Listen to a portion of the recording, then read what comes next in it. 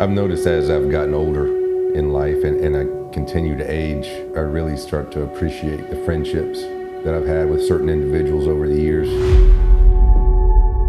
Paul and I have been, great friends for 37, 38 years. Paul started guiding a few years before I did. Then I started guiding, we became roommates. Our whole careers, we've never not been connected as friends. I've said it many times, we're more like brothers. He's that close to me. Reminisce about the old days when we were young. When we were young, oh God. When we started, we were the rookies. We had mentors. We were led along the way and taught the unwritten rules by the veteran guides. Now, after being in the business 35, 37, 38 years, we're the veteran guides. We're the ones passing on the unwritten rules. We're the ones passing on the traditions to the younger guys. There's kind of a gap.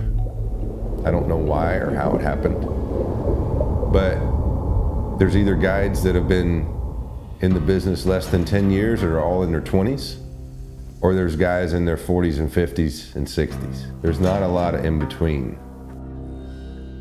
It's cool to be on the end now, to be considered the veteran, and not just veterans, but the guys who've been doing it the longest that are still here. We've recently lost a lot of the guys that came before us, and we're what's left. And it's up to us to pass on what they passed on to us. Oh, spinning rod? Am I fishing? You fishing? Yeah, you're fishing, bro. I like that. Hot pink. Yeah. Got a knot in here. Is there?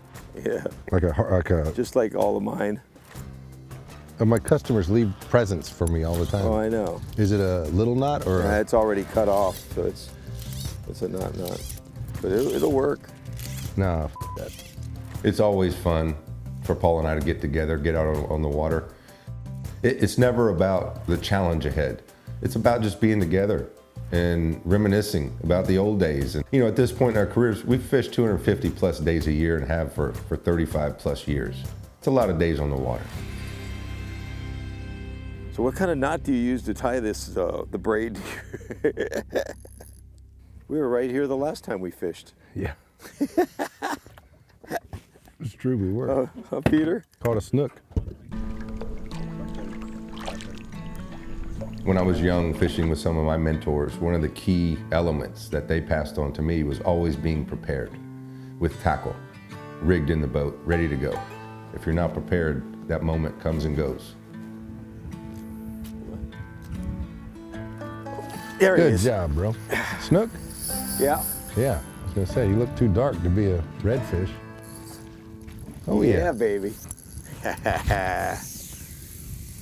A good way to start us out. Oh, he was just laid up. I saw him right as your bait hit. I saw you go get on point, you know? That is so cool when they give you that opportunity. Yeah, man. We got a shark here to your right. He doesn't seem like he's gonna bother you. Yeah. You can land him right there on the left, bro. Right here on the shark side? I spooked him right into the snook. I know. We're trying to help you out there. Good job, buddy. Pretty fish. Yeah, he didn't hesitate to eat as soon as he saw that thing, he slurped it. Little bubble gum. He's actually double hooked in there. I got you. You watching for that shark? Yeah, I'm watching. Water's pretty clear. I'm very timid landing fish when the water's muddy, you know, when you can't see them coming. All right. Nice one to start. Yep. Let him go? Yeah. That off good. Good job, yeah. A little green color, baby. When we started out fishing, Rob had a lot more mentors than I did. Rob was fortunate in the fact that his dad, Bob, was a fisherman, and his dad knew a lot of fishermen, and he also chartered some very good captains that back in the day, Bill Curtis, I remember Bill Curtis working with Rob as a kid, fly fishing, and then catching bonefish together. So I kind of gained knowledge through Rob, through his mentors. When Rob and I started fishing together, we would spend a lot of time together alone in the boat, and we would be able to go off into these areas that he didn't necessarily fish with these other people, but he had the knowledge of what to look for, what to go after. And I had the knowledge of the currents, the flats, the heights of the tides, you know, everything from Key West to the Everglades. Went from not seeing any to looking everywhere. We're surrounded. Yeah, look at this. We sounded the alarm. That snook's got a rough couple of hours coming up ahead for him. Ooh, the sharks are thick.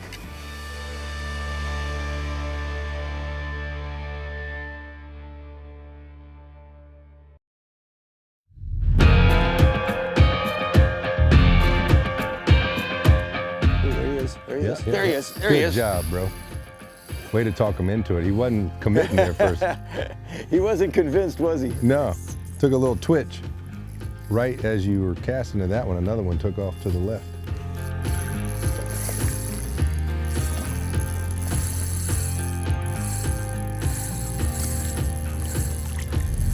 You know, we don't have those giant redfish like they have in Louisiana and all that. Right. But Louisiana doesn't have snook. That's right. And they don't have tarpon, you know, all in the same water. That's the one cool thing about the diversity we got here. That's a beauty, man. Yeah, it's a good fish. Nothing wrong with that. There he goes. Perfect. How's your bait? You need a new one or you good? Bait's good. Well, you're on a roll. Just stay up there, keep doing it. You're gonna have to do your share. The day is early yet. We can't mess up the mojo right now. It's working. There we go. Good job, buddy. Great cast too, by the way. To not go over them, but get in front of them, you know? Yeah. Oh, man. Like these little reels, man. Smooth. Oh, no, they're great. They really are. You know? Yep.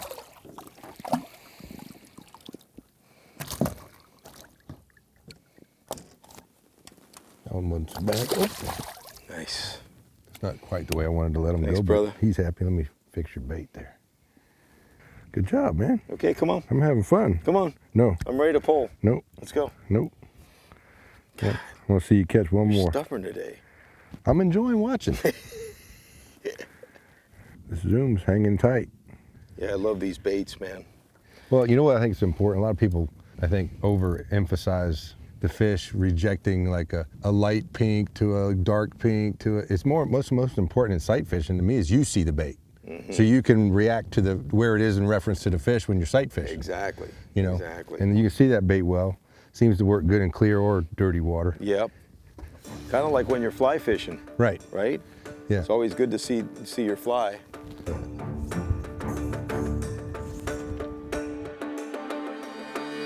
When Rob and I are fishing together, we keep thinking about what's possible when we fish with all our clients and we fish in tournaments. Almost unreal to see what's possible of what can be caught. Yeah, they're right in front of me. 12 o'clock. They're all circling right here. Past your fish? Yeah, past the fish. We'll get them. Yep. There you go. Yeah, baby. Man, that would be incredible if I had you on the bow during a tournament. Just the number of fish that we would catch is just amazing. It doesn't take many shots in order to catch the same number of fish that we're seeing being caught in a tournament, let's say. It'd be interesting to see what would happen. Oh, yeah. It's fun when you find that big ball watered up, you know? I think yours is bigger than mine. Is it? I don't really care. I don't know. We ain't in a tournament. Well, mine was the first one, you know? At first I one, saw some go by. yeah, they were that big. were like, yeah. Nice. Good job, brother. Yeah, man. I managed to almost run them all over before we caught one. I had a 10-foot flip into him. There goes mine. Look how blue that one's tail is. Wow. Oh, yeah. That's awesome. I thought I saw that out there.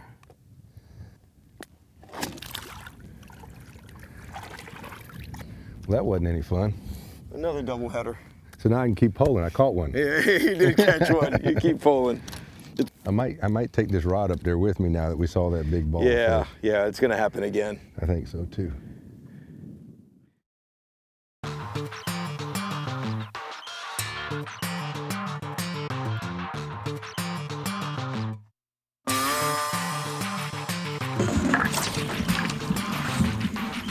Got my 20-foot leader ready for these shy fish. You know, we're having a great day. We're catching redfish. We're getting a lot of opportunities. And most people would consider that to be a successful, great day on the water. But that's not what this day was about for me. And I don't think it was for Paul either. We have a tremendous amount of respect for each other. We've walked the same line through our careers. We've taken the same stepping stones. We started out years ago learning the fishing game similar, you know, by just out there fishing on our own. And a lot of that time was spent, the two of us doing it together. Now we're veterans, we're passing on the traditions to the younger guys. It's fun to watch an angler that's very skilled get the job done, and Paul's very skilled. So that's what this day is about to me, is being with Paul, being with somebody I respect, and reminiscing about the old days, and talking about the traditions that we need to keep passing on to the younger guys. It's one of those situations where there's no pressure involved, but yet being so successful at doing something always makes you feel good and makes you happy. Nice. Yeah. Good job, buddy. Great cast too. That was a nice long throw. Couple fish there. Yeah, they're still with him. Yeah. A couple. Wish I had my spinning rod in my pocket. Oh. Jumping redfish. Ooh. Haven't seen that A very leaping often. red.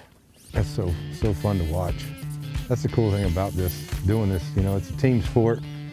I got to get you in a position, but it's just as fun to watch somebody else do it because you Right. can see the whole thing. You know? Right.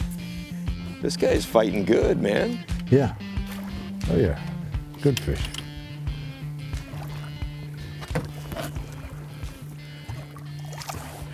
Well, there were 6 others just like that one. I know. Nice. That'll work. Thank you, man. Great cast, man. That was a Thanks. nice long throw. Thing just boom.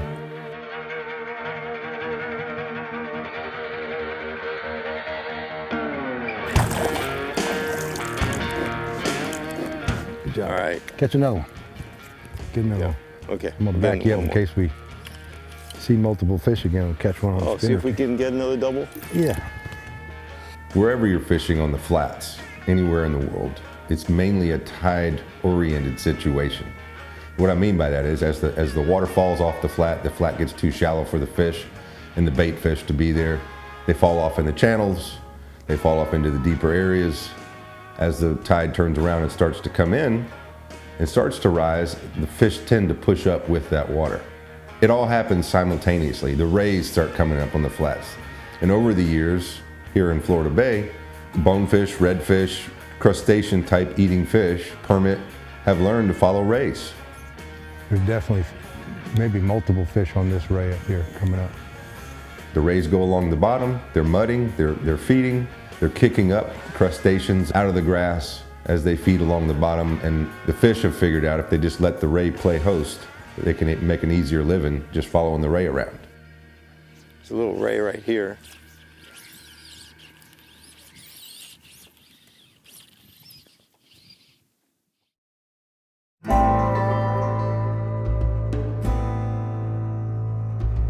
Learning spots inside and out. I think that's one of the things that Rob and I share in common, is that we want to know a spot from all angles. We don't just want to know that this spot is productive at this tide. It's more like, well, if you come in from this side on this particular wind, then this could happen. So there's so many different scenarios that could happen on a particular flat or spot that you need to know it thoroughly. And there's so many people that just go to a spot, they stop on the spot instead of pulling into a spot. In March and April, I was fishing that channel Yeah. over on the other side of the bank. Yep. Snook found their way in there, huh? A lot of snook in there. Redfish too. He's on the outside. I see him on the backside. Yeah, I don't see him now. I saw him for a second. He's falling in behind the ray. Yeah, yeah, yeah. To the right side of the ray. There's two fish there actually. Yep.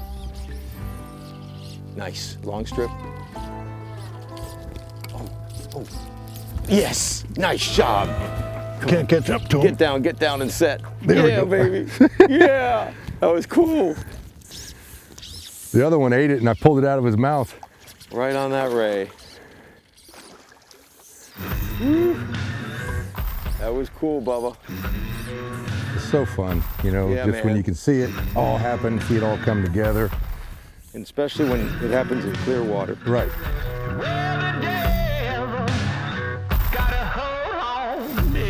It's a pretty decent fish. Well, he charged that thing.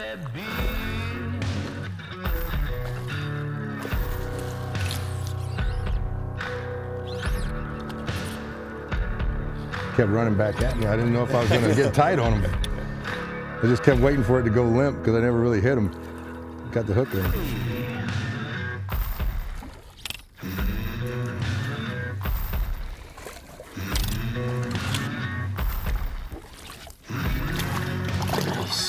That is a nice fish. Yeah, it is.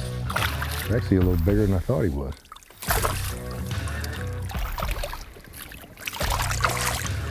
Oh, hell yeah. Yeah, Bubba.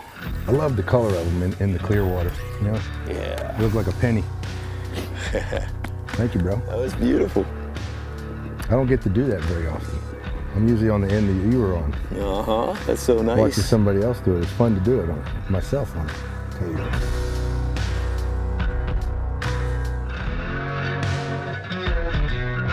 Bro, Oh, man. that was fun. You still got it. You want to do it? Of course. There's this weird food chain that's formed by the stingrays when they start mudding on a flat. You see it with redfish following a ray, a permit will follow a ray, bonefish will follow a ray. They've all kind of figured it out when the ray's in there grubbing for his food that he's kicking up all kinds of other things that are coming out of the grass, shrimp and little crabs and little crustaceans, and they're picking up on that and eating it. It's almost a sure thing that you're able to put a fly on the ray's back and a redfish is going to see it and eat the fly.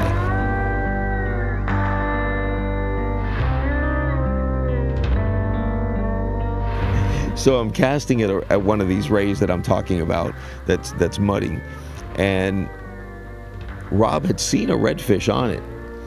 And he said to the left side of the ray, I believe, and I threw the fly right there in front of it, stripped it, and a snapper eats it. The elusive snapper. I match you a snapper. Oh, look, redfish trying to eat it. Redfish trying to eat the snapper.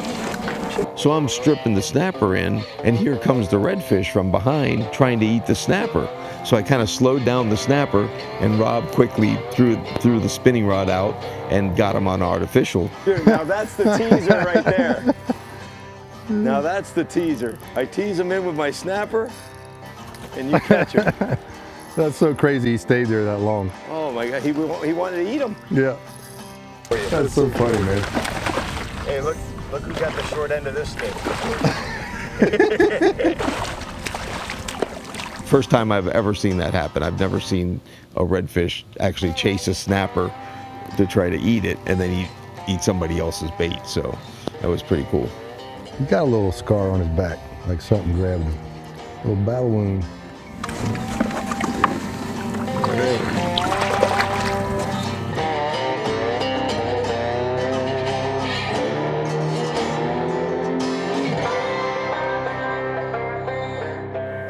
So easy these days to get kind of like down on the fishing, you know, a little bit, because of the fish we've seen over the years. But then you see that fish and you're like, yeah, yeah. Yeah, still happens. Right. Just doesn't happen every day like it used to. Right. Ooh. He's on it. Yeah, there he is. Yeah, bro.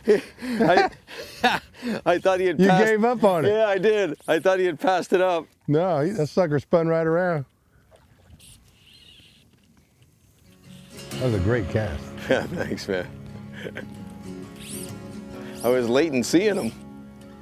For as warm as the water is, Oh, they're fighting. they're fighting. Yeah, they are. 35 years of us doing this together, whatever it's been, it never gets old. No, Still man. fun, man. That's because we haven't worn it out. Right.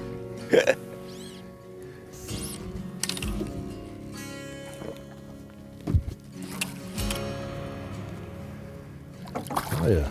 Oh, and biggest one so far. Oh, yeah. Yeah, baby. That's a good fish, bro. That's why he was fighting. He's just big. He is big.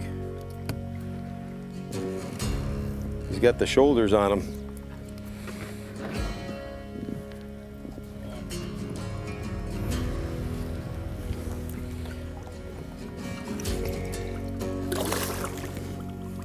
Good job, buddy. Yeah, man. It's the way to do it. I've never been someone who has a lot of friends. I have a lot of acquaintances. But if I call you a friend, you're more like a brother. And I've only had a handful of those, throughout my life, and Paul is definitely one of them. We've walked beside each other, through our careers. We're still brothers. We always will be. And it's always, a great time for me to spend a day on the water with Paul or another buddy like Paul, which there aren't that many of them, and that's why it's so special. We're gonna do this till we can't do it anymore. Every year we're gonna spend a day together. We owe it to ourselves to do that.